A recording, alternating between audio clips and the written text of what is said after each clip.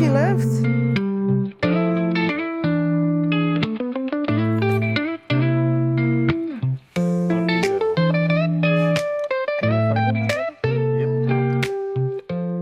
mic'd up. All right. Welcome to the Walk and Talk podcast, featuring me, Joel, and my wife, Sierra. I think this is going to be my most viewed video because, you know, Joel's wife is a mystery. She never posts. She doesn't make any videos. Anytime you're around her, she's pretty quiet. She has a lot to say after the fact, but in the moment, she's an observer. That's her gift. Her gift is that she's really good at listening. And unfortunately, people take advantage of that. So introduce yourself. Yep, what he said.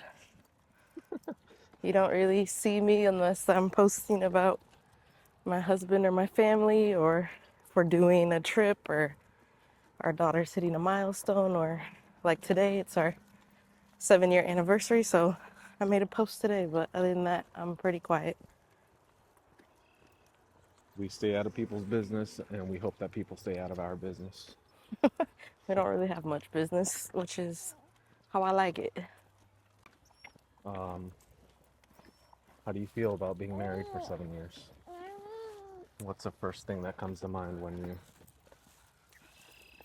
It's kind of shocking because it feels like just yesterday that we were like in Florida and you proposed, or when we were dating. It doesn't seem like it's been 7 years. Like everything's still very vivid as to when it happened.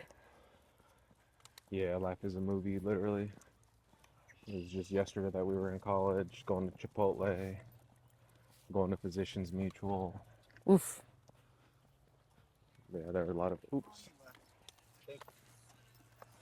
We've got a lot of interesting stories, like when we worked at Physicians Mutual and I stole your car. And I don't know what was it for. Like, why did You I? What was it a? you put new tires on it. Yeah, but what was the? So like, why did I There do was that? no occasion. It was Yeah. just like a random day, so that's why I was so shocked. I went into work. We worked together at an insurance company. Some days of the week we worked same shifts, some days we didn't, and it was one of the days we did not. And I got out of work to go to my other part-time job, and I come out and I was like, oh my God, where's my car? Like, I knew exactly where I parked my car. Car was not there. So of course, Joel's the first person I called. We were dating at the time. I was like, oh my God, my car got stolen. I can't find it. He's like, no, it didn't get stolen. I have it. He's like, I have my mom's car there. Like, just take my mom's car and like come to my house. I was like, what? What the hell is going on? And he had taken my car, picked it up because he had the extra key to it, and put new wheels on it for me, just because. Yep. Yeah. I mean, yeah. I guess like when you think about the last 7 years, you think about like all the interesting gifts that we've given each other. Like, I guess the first gift was like Valentine's Day when I bought Biggie, which was like this giant monkey. And I think the first big gift that I gave you was when I went to 7 Day Furniture and I bought you a bed. Because I think you were sleeping on like a sofa or something. Well, I had a futon. I begged for a futon. My mom got me the futon, and then I was like, this isn't comfortable. And she told me it wasn't going to be, but I thought it would be cool, and it was not. Oh, yeah. Yeah, I had a friend with a truck that helped me out with that. And man, back then, freaking spending $300 was a lot of money to spend because, we weren't making that much hourly. So, but I'm pretty sure we didn't sneak into your house. Your mom was in on it, but Yeah. you didn't know that we went into your room. We took the futon out, and then I got you like this really nice queen bed, and then, yeah. I think you'd probably been complaining about like your sleep or like not resting well because of the futon. And what are some other unique gifts I guess we've given each other? been a lot. Like, I think that's the hard thing too. It's not like you like the funny thing is you don't really give me gifts on like holidays. Like you get me gifts like randomly throughout the year just because. Hmm. Um, Yeah, like I didn't even give you a card this year because my idea of the card was what I gave you as a gift, which mhm. was a frame. It was like a see-through glass frame, and then I just cut out like different things that we had written each other over the last I guess 12 years of being together. So it was like a cutout from 2016. I was trying to find the older ones from like 2013, 2012, but I couldn't find the box, so most of them are like within the last 5 or 6 years. Mhm. But it's just nice to, because that's one of our activities. Our next activity is going to be just going through the letters and kind of reminding ourselves, like, what we said to each other, and the promises that we've made to each other. But also just thinking about like, oh, what were we doing in September of 2016, or what were we doing in 2018? Oh, we must have been in Texas, when we wrote this, Mhm. or like the photos that we've taken. So, but yeah, so I guess this year we didn't really. Well, I guess this year you got me. I got a new car, so you got me some stuff for the car. But yeah, I guess I'm personally not a big gifts person, and Sierra's love language is quality time. So I figured, I was like, you know what, like, I want to make some content, and I think this is a good use of our energy, and gives us an opportunity to maybe do like a weekly podcast and just talk. So yeah, I mean, the most of our conversations nowadays are about parenting, and just asking people like what they do. Um, Today we talked to our marriage counselor, Quest, and I guess, do you want to tell them about like what the topic was today? I mean, it's kind of just a recap, like what we just talked about, like the past 7 years and the different things we've gone through, and how fast time goes, and kind of just talking about like some of the conversations we've had recently with being new parents. Like it's something new for us, so we're the last 12 years it's been just us, and we do what we want when we want, and we could just pick up and do whatever, go wherever. We always had just our quality time, and now obviously with having a baby she needs a lot of our attention, so we don't have a lot of uninterrupted time together, so it's been an adjustment. um, Hmm. Getting used to that, and with your work schedule, that is an added challenge, but I think the conversations we've had have been hard conversations, right? Like, you feel like something's off, or you feel like we haven't spent enough quality time together, or we feel like roommates, um, or it's or there's just easy. something missing. Yeah, or it's easy, like you have some time to do what you want, I have some time to do things that I need to get done, and then it's like, oh, we'll eat together and then we go our separate ways again, just because like Hmm. there's kind of like divide and conquer. But it Hmm. can get monotonous and make it feel like we're roommates sometimes, unfortunately. Hmm. Yeah, and I think like, was it last night or 2 nights ago, we were talking. I was talking about how being in the situation that we're in, or I guess not the situation, but the season that we're in, we can see how what's she doing? Covering her face. She's probably gonna fall asleep. Yeah, like, so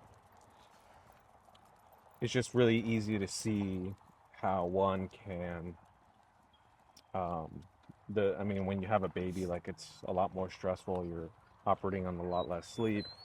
You're not wanting to cook. You're maybe not caring for yourself as much. You're like eating crappier food, I suppose. But also, like, you're not spending as much time together, like Sierra said. So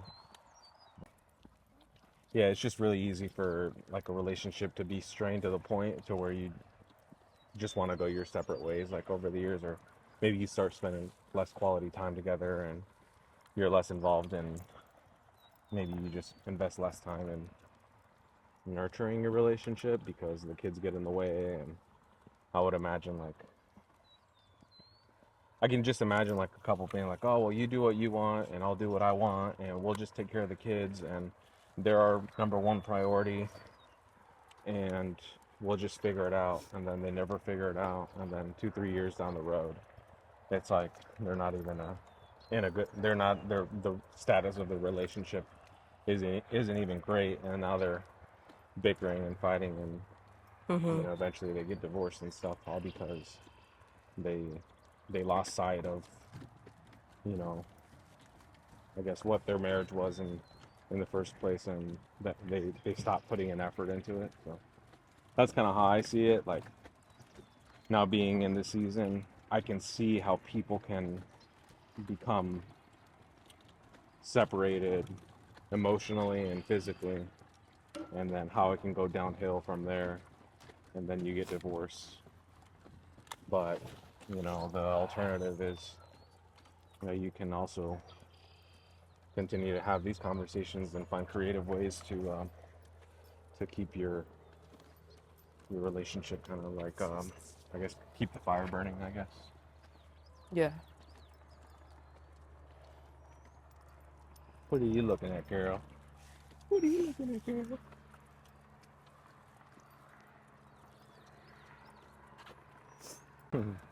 Oh, like it kind of comes and goes. Like it was, it was really hard in the beginning because it was a complete shock and even less sleep then.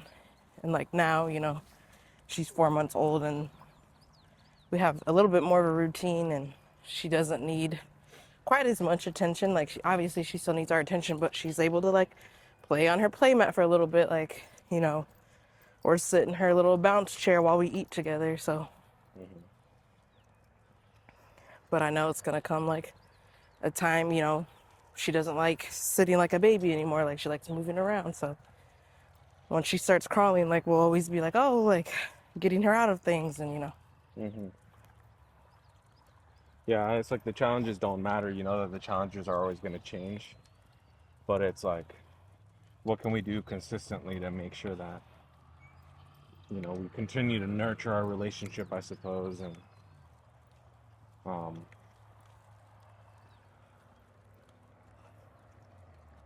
yeah, I mean having a baby is a blessing, but it is very stressful.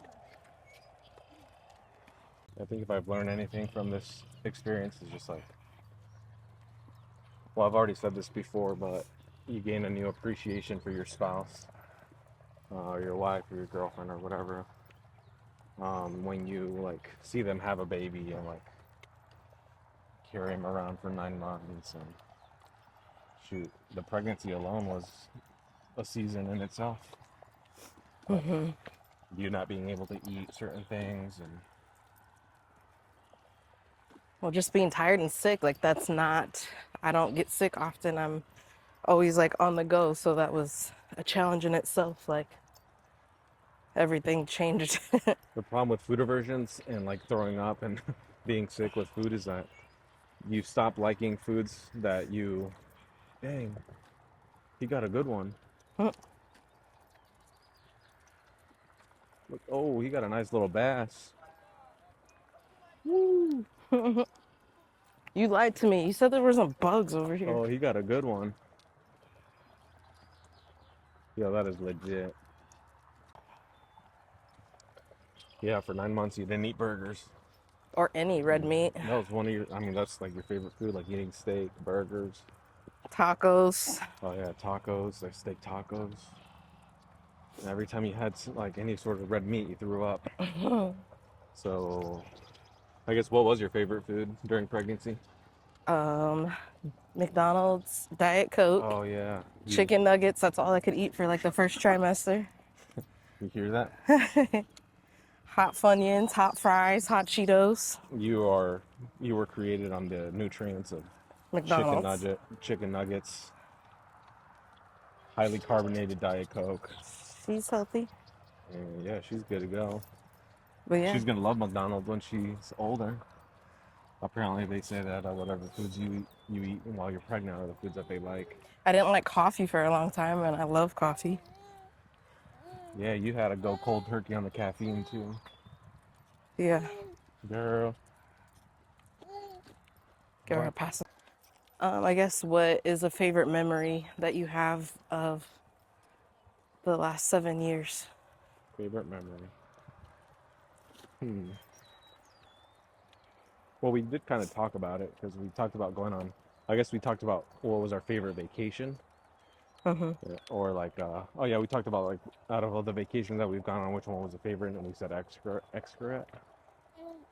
And the first time we went to Cancun, we were in But college. I don't know. There are a lot of favorite memories. Like I think one of our favorite memories is like getting our luxury apartment in Dallas because it was like a big upgrade, and we weren't making a lot of money in 2018, or I guess that was in 2019. But like in 2018, you were working as like a secretary, right? Like an office person Oh yeah, at Filter Shop. And I was working as a CFI, and like the winter before that, I was working Uber and being a flight instructor. He just loves to just. Yeah, I was gonna say I think favorite memory was probably going to like moving to Texas because we had gotten our first apartment the year before, so we were only in the apartment for like a year, and then remember we flew down to Dallas and we rented a car and we looked at a couple different complexes, and then we were like, oh yeah, this one is nicer. Like I want to move into this one, but it's a little bit more. hmm And then we took the leap of faith and we're like, yeah, like it'll be worth it. Like we'll be able to afford it. So yeah, we ended up getting the nicer one bedroom apartment, and it was like fun because Cruz drove. Girl. yeah. I think the second favorite is the whole cabin story. Oh, that story. That's a favorite memory. It started out as a good memory, and ended up as a kind of a bad memory. I mean, it wasn't bad. It was just not what we expected. You're fine.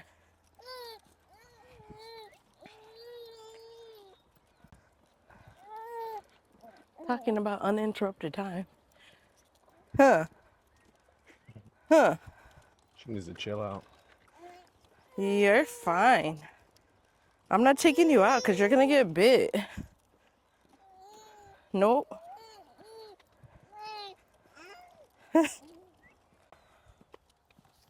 Do you want to tell the cabin story or should I? I mean, I think we've talked about it, but there was one weekend you found a cabin on a Friday, sent it to me. You're like, what do you think? I was like, oh, that's super cool. You're like, well, I applied for the loan, got approved. No, I didn't ask. I didn't do that. I didn't just apply for a loan without No? consulting. No, I mean, we had talked about it and then you did No, it. I sent it to you on Zillow, and I was like, hey, I think this would make a great investment property slash like vacation because we hadn't really thought about moving back to Omaha yet because we hadn't planned on having a kid yet at that moment in time. So we're like, oh, well, what if we bought this house and then we could have a house that could be like our Omaha home, and then maybe wherever, because I hadn't even been hired at United yet, so pretty much we were like trying to do the whole like live in Dallas or live in another city And do and Airbnb. do Airbnb in Omaha, and then whenever we were in town, we would use like our own property to stay in, so we wouldn't have to stay with like parents and stuff. So I was like, oh well, this is gonna be an asset that generates money, and it's also something that we can use. And it's on a lake that had like fireworks shows where like we can go on the lake and have It's in a parties. private community. It's like gated, You can go fishing. right? I mean, it was a vacation home essentially, Yeah. like I'm not a party home, but like your second home. So I was like, and I thought the price was right, and I saw some potential for like forced appreciation where you could, kind of remodel it or improve it, and it would appreciate, and you could make money on it. So then after we talked about it on the phone, then I was like, oh well, like if you want to like pull the trigger on this, like I was in contact with a mortgage company before that, and I had already kind of like established a relationship with a mortgage lending company. So, so, anyways, long story short, we applied for the loan. Obviously, we got approved. Da da da da da. We made an offer on the house. We were competing with another seller. They wanted 300,000 for it. So we ended up like paying more than the house was listed for. So we offered 310. Then it did end up getting appraised for 310. So it's not like it wasn't a horrible deal. But yeah, we lived in it. We furnished it. We definitely didn't do the Airbnb idea because, Nope, because people are nasty. you know, we decided that like, hey, let's just live in it. And um, yeah, so we ended up moving from Dallas back to Omaha. Can we go up this way? Sure. I'm not trying to go by the water again. Some of the challenges of living in a cabin are, well, it's not sealed very properly. The house settled over the years because it was built in the like 1998 or 1999. I can't remember. I think it was But mine.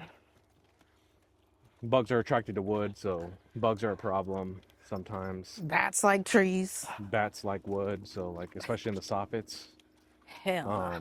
bats like to hang out, and um, you know, it's the bat itself isn't really the problem. It's the bat poop on your patio and Oh on no, your the front bats were the doorstep. problem too. I mean, they make a little bit of noise, but they're not really But harmful to knowing you. that they're there in your home, like walking, like if we would go through our front door at night, you're just paranoid. Like, oh my God. Oh, like there's a bat above your Yeah, door? at Yeah, least I am. Or letting Comet outside at night. that's true. And you know, living on a lake, I mean, there's a lot of wildlife and stuff, or like stray cats and stuff. But it was also like the loft, like we didn't really think that through because it was like an open loft. Like if you're cooking something You gonna smell that bacon if you sleep. in your bed, yeah, dang, there are a lot of bugs. So But I mean, it was fun. We had your 30th birthday. That was like a big party we threw. yeah, we had two parties there, like the 4th of July weekend. Then we had our gender reveal there, our my We had the graduation. Christmas party there. Oh yeah. No, it was my birthday party. Yeah, your birthday party. So it was definitely like a cool, like having a vacation home is cool, but it's not one of those things that you can just like buy a vacation home and let it sit. It has to be maintained, it has to be clean. You need to run the AC, you need to run the water continuously. You need to have people like go in and out of it. But yeah. But it's not like, oh, I have a vacation home in Montana and it just sits there for 11 months. Like, it's not that easy. So then we ended up selling it because we realized, like, yeah, we're gonna have a baby. Like, let's sell it now before it gets too difficult to move Well, the with the biggest red baby. flag of it was when there was bad tornadoes last spring, and there's no tornado sirens out there, Yeah. and we And lost power. and then the nearest hospital is like 25 minutes away because it's out in the country, and cell signal was horrible. Like that was your biggest complaint is that anytime you talk to somebody on the phone, you had to be in a specific spot of the house just to stay on the like, just Oh, I to stay forgot on the about line, and that. then your calls would drop, and then it's like mid conversation. Like Hello, hello. you might be talking to somebody like about a service, like not just your friend. Like your friend will understand, but when you're talking to somebody on like a bank or something like that, and the call drops, it's like super irritating. So, yep. But yeah, 7 years strong. You've been putting up with me. So if. But I wouldn't want to put up with anyone else. Yep.